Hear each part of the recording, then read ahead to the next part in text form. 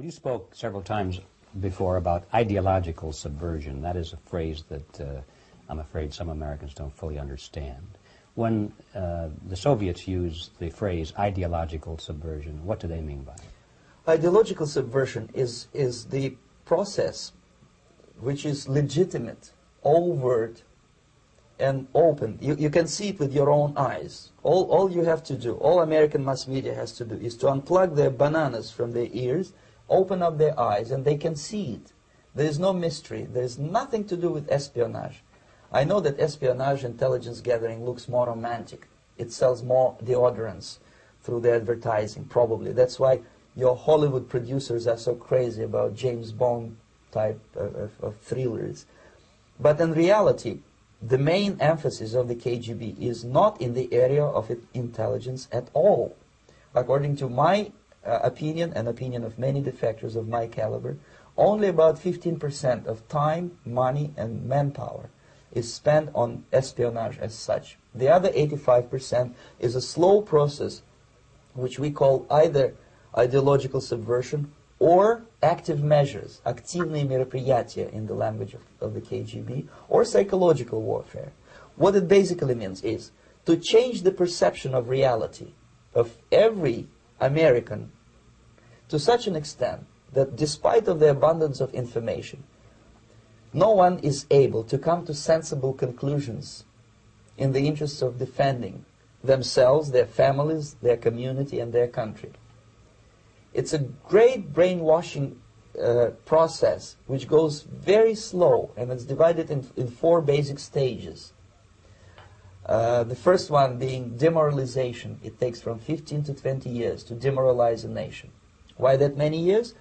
Because this is the minimum number of years which requires to educate one generation of students in the country of your enemy, exposed to the ideology of the enemy. In other words, Marxism-Leninism ideology is being pumped into the soft heads of at least 3 generations of American students without being challenged or counterbalanced by the basic values of Americanism, American patriotism. The result you can see. Most of the people who graduated in the 60s, dropouts or half-baked intellectuals, are now occupying the positions of power in the government, civil service, business, mass media, educational system. You are stuck with them. You cannot get rid of them. They are contaminated. They are programmed to think and react to certain stimuli in a certain pattern. You cannot change their mind, even if you expose them to authentic information, even if you prove that white is white and black is black, you still cannot change the basic perception and the logic of behavior. In other words, these people, the process of demoralization is complete and irreversible.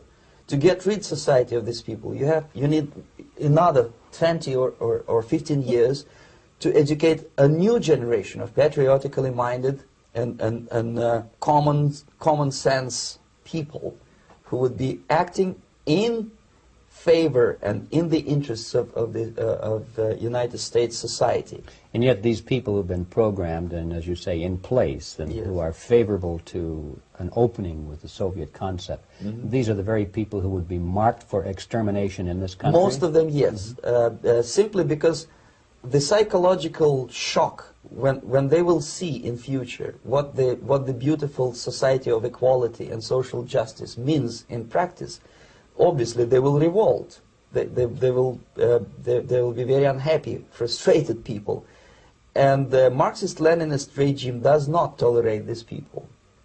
They will join the links of dissenters, dissidents.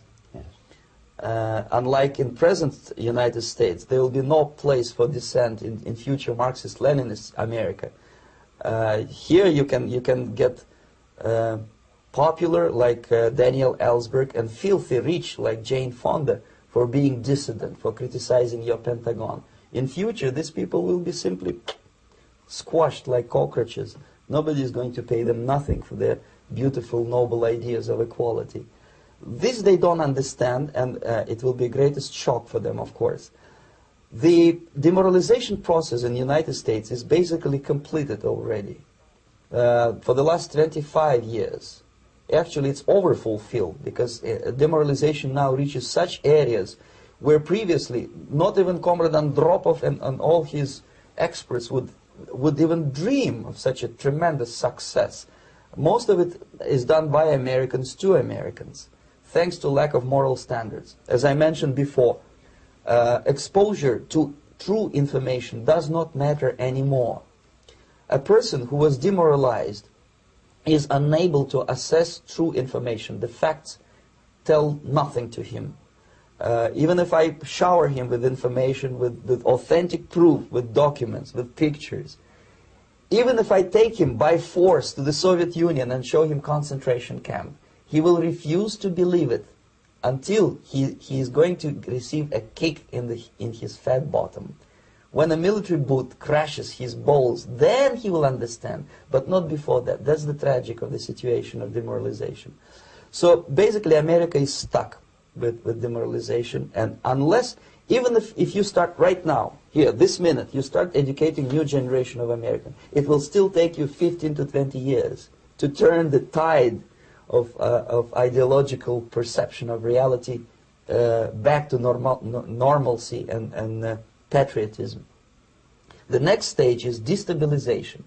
This time, subverter does not care about your ideas and the patterns of your consumption. Whether you eat junk food and get fat and flabby, doesn't matter anymore. This time, and it takes only from 2 to 5 years to destabilize a nation, what matters is essentials: economy, foreign relations, defense systems. And you can see it quite clearly that in some areas, in such sensitive areas as defense and economy, the influence of Marxist-Leninist ideas in the United States is absolutely fantastic. I could never believe it 14 years ago when I landed in this part of the world, that the process will go that fast. The next stage, of course, is crisis. It may take only up to 6 weeks to bring a country to the verge of crisis. You can see it in Central America now. And after crisis, with a violent change of power, structure, and economy, you have so-called the period of normalization. It may last indefinitely. Normalization is a cynical expression borrowed from Soviet propaganda. When the Soviet tanks moved into Czechoslovakia in '68, Comrade Brezhnev said, "Now the situation in brotherly Czechoslovakia is normalized."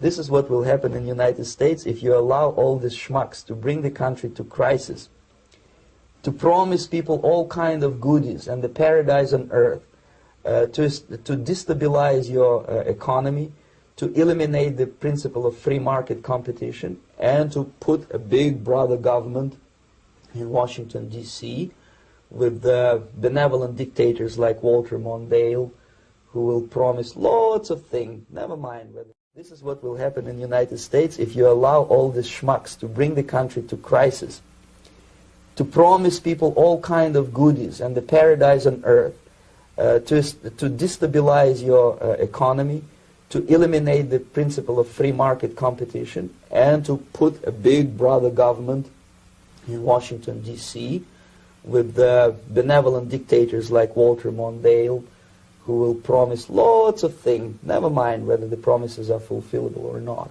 He will go to Moscow to kiss the bottoms of new generation of Soviet assassins, never mind. He will create false illusions that the situation is under control. Situation is not under control. Situation is disgustingly out of control. Most of the American politicians, media, and educational system trains another generation of people who think they are living at a peacetime. False. The United States is in a state of war, undeclared total war against the basic principles and the foundations of this system. And the initiator of this war is not Comrade Andropov, of course. It's the system. However ridiculous it may sound, the world communist system or the world communist conspiracy, whether I scare some people or not, I don't give a hoot. If you are not scared by now, nothing can